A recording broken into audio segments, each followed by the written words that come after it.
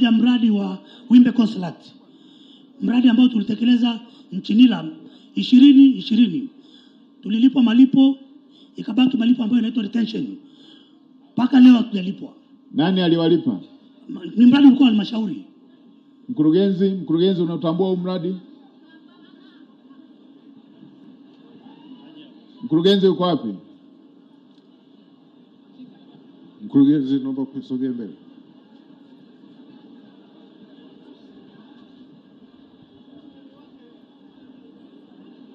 Unautambua huo mradi? Hapana, Mheshimiwa Waziri Mkuu. Si umtambui. Nani aliyewalipa? Wewe umehamia lini hapa? Nimehamia 2023. 2023. Ndio Waziri Mkuu. Kwenye wakuu wako wa idara nani aliyekuwepo? Alikuwepo afisa elimu wa elimu sekondari. Ni nani aliyelipa kile ambacho kililipwa? Sifahamu Mheshimiwa. We mkandarasi, hebu sogea hapa. Nani aliyewalipa? Haujawahi kufika ofisi za halmashauri? Mradi tulitekeleza akiwepo mkurugenzi alikuwa anaitwa Kambona. Ndio. 2020. Nani aliyewalipa? Mahususi nani aliyewalipa? Hela za kwanza tulipwa na mkurugenzi. Idara ya maji. Idara ya maji, ehe. Mkuu wa idara ya maji uko wapi? Mkuu wa idara ya maji uko wapi?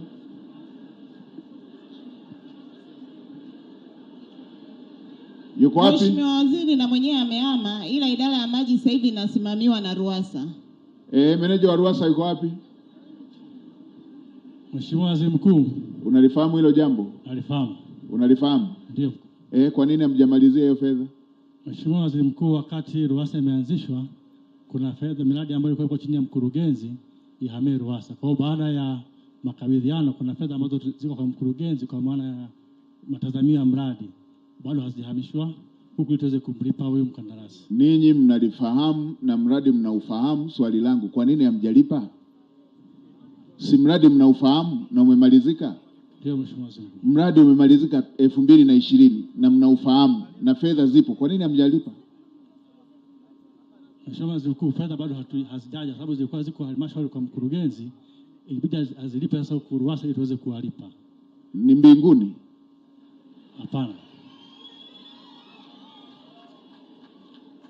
Si mkurugenzi huyo hapo? Ndio Mheshimiwa Waziri Mkuu. Wewe Ruwasa mko wapi nyinyi? Tupo hapa Kiteto. Mko hapa Kiteto? Ndio Mheshimiwa Waziri Mkuu. Mnamhangaisha ninyi wote, mkurugenzi huko Kiteto, wewe huko Kiteto, mradi ulishaisha, fedha ipo, ni retained, mkandarasi hamjamlipa. Mheshimiwa Waziri Mkuu. Wewe unaona ni sawa hiyo? Hapana Mheshimiwa Waziri Mkuu. Kwa nini hamjamlipa? Fedha hizi Mheshimiwa Waziri Mkuu tunatarajia mkurugenzi akishatulipa ndipo. Yuko mbinguni, si mko naye kila siku na mnatakiwa tu mwambie alete mlipe. Tulishazungumza naye akasema katika makusanyo atatulipa ili. Si huyu hapa amesema ajui hilo jambo.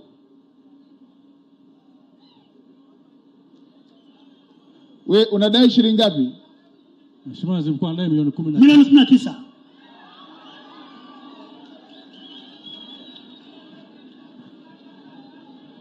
Ninapokuja majumuisho mniambie mnalipa siku gani hiyo fedha. Sawa Mheshimiwa Waziri Mkuu. Ndakapokuja majumuisho mniambie hiyo fedha mnalipa. Hebu njoo wape mawasiliano kuambia kabisa wanakulipa lini. Ninyi ni wakukosa milioni 15 miaka mitano 2026 sasa hivi. Kutoka 2020 na mradi ulishatekelezwa. Haya ndio mambo ninayosema ya kupuuza masuala yanayohusu mtu mwingine.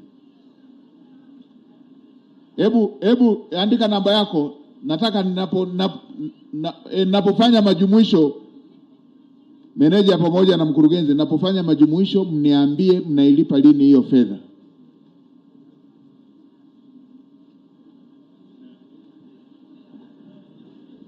Imeshakaa vya kutosha, kwa hiyo mwezi huu muiweke kwenye budget mlipe. Mwezi unaoanza huu unaisha kesho, huu unaoanza huu muweke kwenye budget mlipe hiyo fedha. Kwanza nimeambiwa ni retention. Kwa hiyo fedha hiyo ni jambo la ninyi kumaliza kuwasiliana, mlipe mhandisi wetu. Haya, mpe mwingine. Kazi na utu. Mhandisi onana na mmoja wapo huyu. Wewe mhandisi onana na meneja huyu wa RUWASA huyu.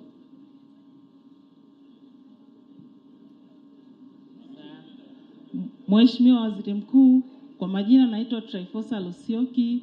Nimekuwa mzabuni wa chakula katika wilaya Kiteto kwa miaka mingi. Lakini baadaye nimefanya kazi nyingi za kuwezesha vikao na kuto kulipwa fedha zangu kwa wakati na mpaka hata leo. Nimeshaenda kwa mkuu wa wilaya aliyetoka kumuomba washirikiane na mkurugenzi ili waweze kunilipa fedha zangu bila mafanikio. Unadai shilingi ngapi? Milioni 28,95,500. Mkurugenzi, unalifahamu hilo?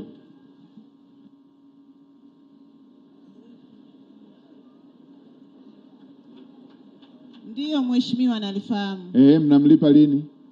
Mheshimiwa Waziri Mkuu, ni kweli kama anavyodai, alikuja na mimi kwenye ofisi yangu tukazungumza naye, lakini nilivyotaka nyaraka kwenye ofisi yangu hakuna nyaraka, na yeye nilivyomuomba nyaraka kama anazo aniletea hajaniletea.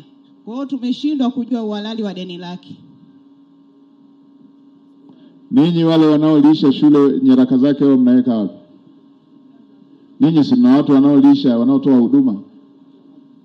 Nyaraka zinakuwa shuleni kama zile za shule, lakini kama kwa akitengeneza nyaraka tu mnamlipa. Ninyi hamna nyaraka? Kwenye kumbukumbu za ofisi zetu Mheshimiwa hatuna nyaraka. Nani alikuwa analisha watoto? Sikatoa huduma. Ina maana ninyi halmashauri huwa mnalipa kutokana na nyaraka anazoleta anayedai. Mheshimiwa Waziri Mkuu, utaratibu wa malipo tunayafanya kupitia yale vibali vya malipo kuanzia awali, kama kuna LPO na nyaraka labda risiti na delivery note. Hicho ni kichaka cha kucheleweshea watu malipo. Ninyi ndio mmempa kazi. Hamna nyaraka. Sasa kazi alipewa na nani? Kazi ulipewa na nani? Mheshimiwa Waziri Mkuu, nilipewa zingine na mkurugenzi na watendaji wengine, tena walinipa bila kunipa hizo LPO, na ni kitu ambacho tumekizoea. Mzabuni unaambiwa toa huduma, unatoa. Baadaye ukianza kwenda kufuatilia wale watendaji ili waweze kukupitishia malipo yako, wanaanza kupiga chenga, na mwisho wake kila siku kienda unaonekana msumbufu. Ulitoa huduma wapi na wapi? Idara ya elimu, karibu idara zote za halmashauri, elimu, afya, utawala, zote hizo nimetoa huduma mkuu. Sasa kesho ambapo hatutakuwa na ziara, mkae naye hii kwenye majumuisho, mje mniambie mnamlipa lini. Sawa Mheshimiwa.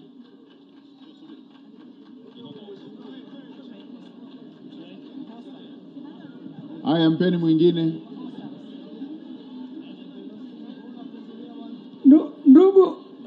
Ndugu mgeni rasmi, mimi ni mstaafu wa idara ya afya, nimestaafu mwaka 2022. Kuna michango yangu mingine haikufika kwa mifuko husika ambayo ni PSSF na NSSF. Nimekuwa nikidai, nikaingia mpaka bungeni kipindi cha marehemu Jenista Mhagama akiwa hai.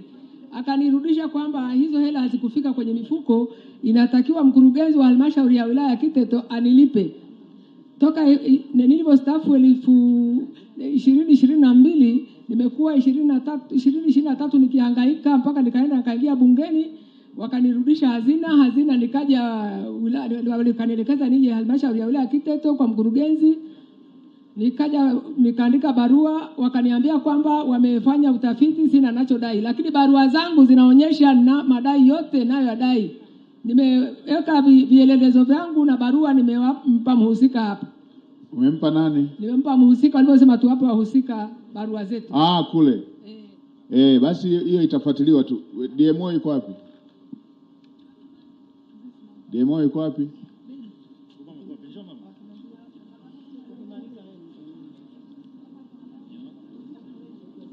Haya, DMO iko wapi? Mkurugenzi unalijua hilo jambo?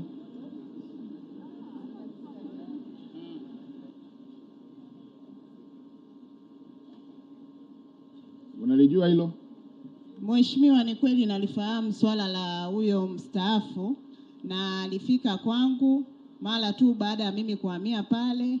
Alikuwa ana madai yake, ambayo madai yake kimsingi anadai PSSF. Wako wapi PSSF? Kuna mwakilishi hapa? Tuna mwakilishi wa PSSF hapa? Elezea. Asante Mheshimiwa. Tulivyowasiliana na PSSF, nao walitujibu kwa nyaraka kwamba kwa kumbukumbu zao huyu mama au huyu mstaafu hana madai yoyote. Kile alicholipwa ndo alikuwa stahili yake. Alilipwa mafao yake kulingana na stahiki yake kwa mujibu wa hiyo barua kutoka PSSF. Asante Mheshimiwa. Mbona anasema kuna barua zinazoonesha anadai?